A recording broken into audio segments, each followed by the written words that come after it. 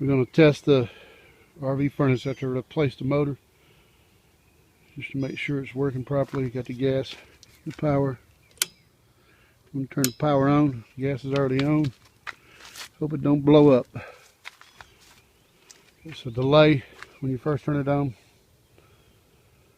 Once the time's in and you get the fan motor going, then the gas valve opens up and then the burner ignites.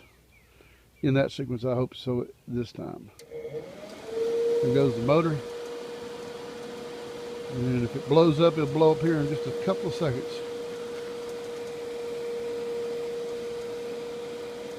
You can hear it fire.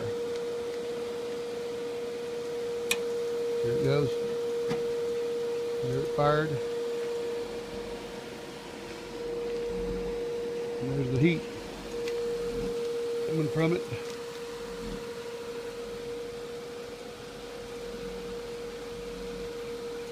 I guess it ain't gonna blow up.